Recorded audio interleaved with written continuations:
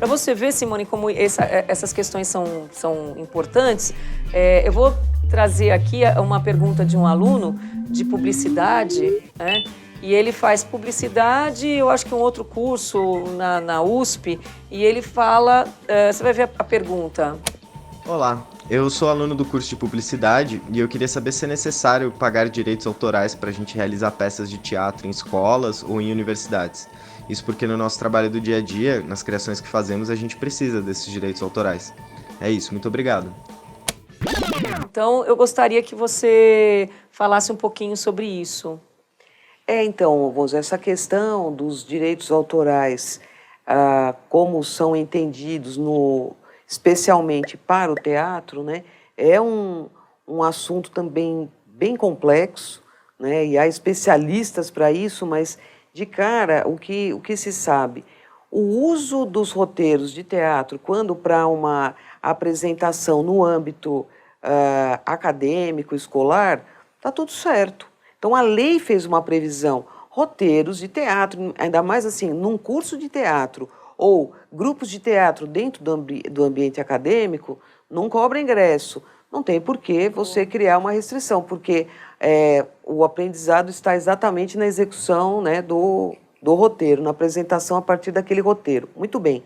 Agora, qualquer outra situação, teria que se pedir autorização, pagar por isso, para fazer uma determinada encenação. Sim, né? Que aí já tem outra finalidade. Já tem uma outra finalidade. Então, e quando ele coloca, por que na publicidade e tal? Veja, ali nós chamamos a atenção dos alunos que, especialmente na publicidade, o uso que está sendo feito das obras das pessoas é, de saída, já uma necessidade comercial.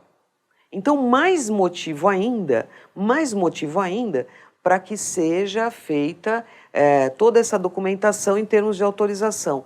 E ali a discussão dele era, puxa, num curso de publicidade, ora, ali o que a gente tem procurado fazer é um ensaio do que acontece na real. Então, assim, você está produzindo um determinado vídeo para a sua campanha, que bacana. Você usou uma música, tem autorização? Como que eu faço? Bom, então vamos ver como é que você faz. Experimenta, veja o trabalho que dá. Por quê? Porque na sua atividade profissional é isso. Você não pode pegar uma música qualquer. Ele está a formação profissional. Então, já que é uma formação profissional, ele tem que saber como agir como profissional. O que faz, o que pode. Então, vai usar vídeo, vai usar imagem, vai usar um gráfico, vai usar ilustrações.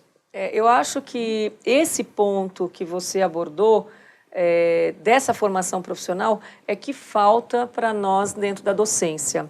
E da docência em qualquer nível da educação, né, que vai lá da educação infantil ao curso superior.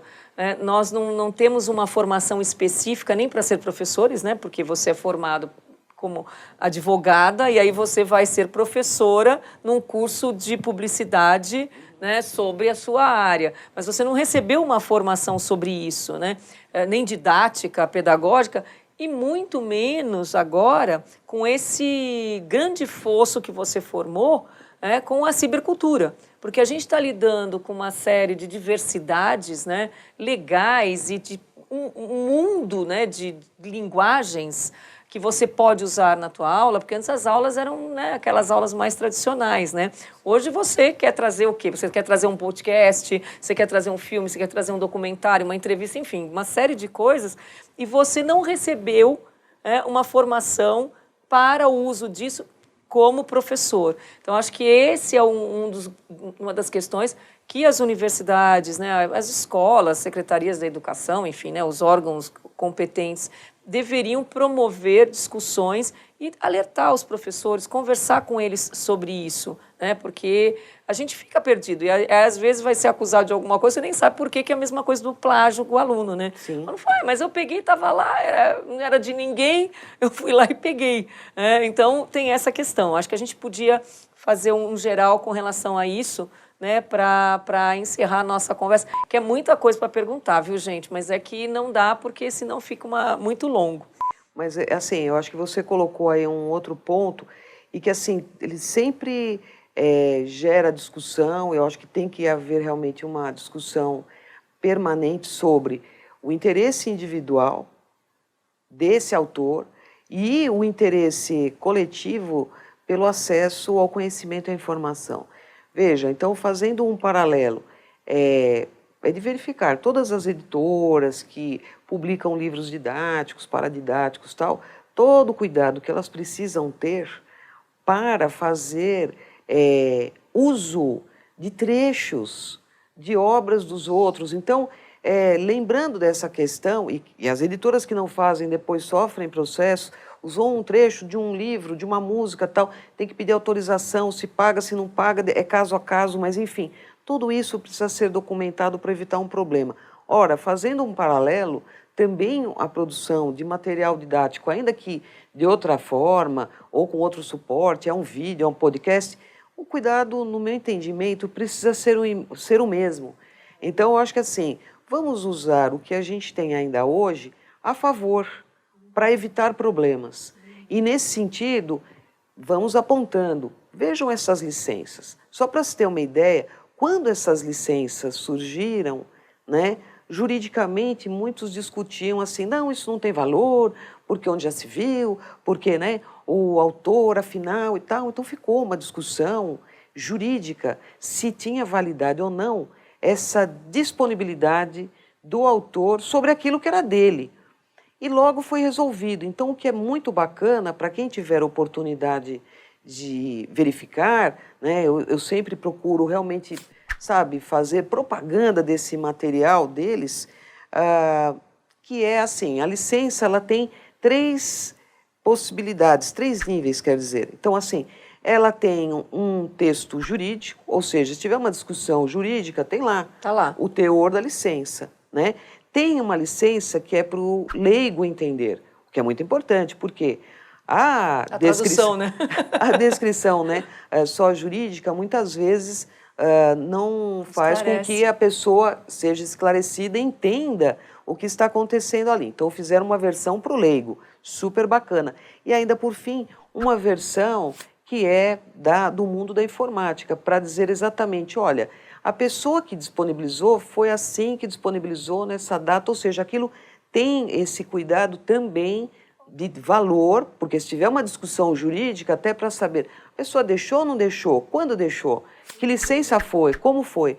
Então, deste modo, eles conseguiram, no meu entendimento, dar conta, né, de coisas que estavam soltas. Era na internet, coisa que às vezes as pessoas acham que é uma terra sem lei, absolutamente. E, por outro lado, tinha uma dúvida jurídica, que também já foi esclarecida, e o mais importante, está lá à disposição para que qualquer pessoa, no caso o leigo, entenda o que ela está fazendo quando ela faz uso, né, ou entrega algum material seu com base naquelas licenças. Isso está disponível... Está disponível no site do Creative Commons Brasil. Olá. Então, você colocando isso, como se diz, né, coloque em algum buscador que você vai encontrar facilmente. E o mais importante também, que fique claro, é que assim, não é que isso esteja em domínio público, né, porque também esse é um outro assunto que a gente poderia em algum outro momento voltar a conversar, e eu desde já fico à disposição, porque assim, domínio público significa, passou o tempo de proteção legal, e agora todo mundo tem acesso sem pedir autorização. Tudo bem? Tudo bem. Então, mas assim, para que se tenha uma noção de um âmbito geral, as obras entram em domínio público, né, de um modo geral, depois de 70 anos depois da morte do autor. Puxa, que coisa longa, que coisa extensa.